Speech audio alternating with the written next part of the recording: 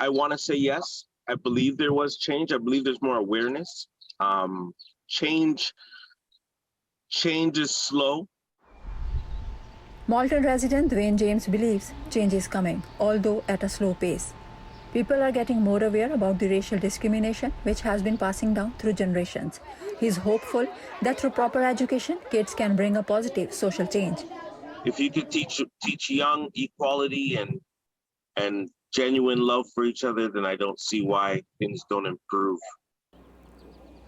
And some progress has been made in this direction. An elementary teacher with Peel District School Board, Nivedita Shori, says, during this last 1 year, various resources have been provided to teachers by the board, where they not just learned about black racism more deeply, but they were also challenged to think about their own biases.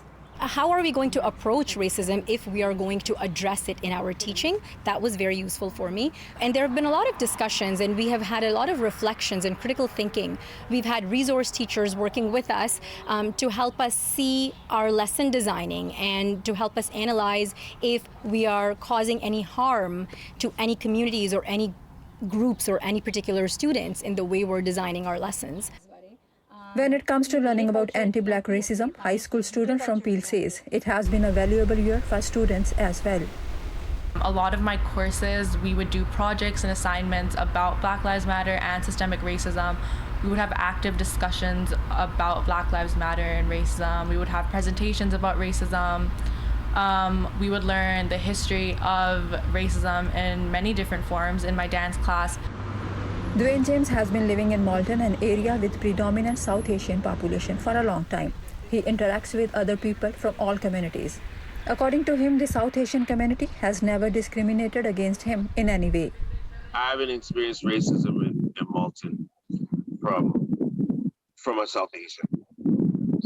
Police officer maybe, but not a South Asian.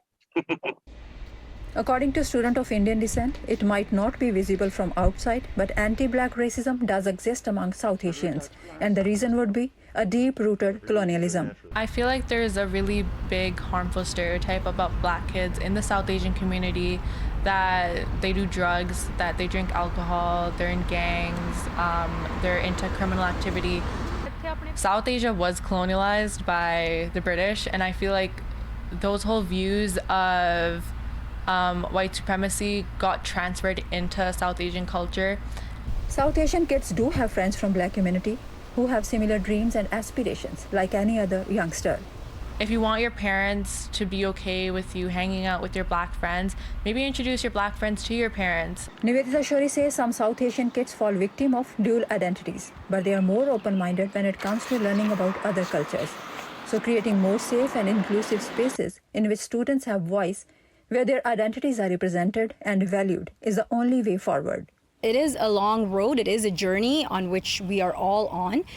We are opening our mindsets to anti-oppressive practices, and we are trying to include that in whatever we teach. Make sure that we know each other, and that you know yourselves. Make sure that you know where you come from and have a self-esteem that's able to carry with you. A firestorm of protest around the globe over the past year, however, has given George Floyd legal justice. But the roots of anti-black racism are deep, and there is a long way to go. The struggle of the people for the creation of a better society keeps the hope alive. For Omni and City News, this is Anureet. Next on City News.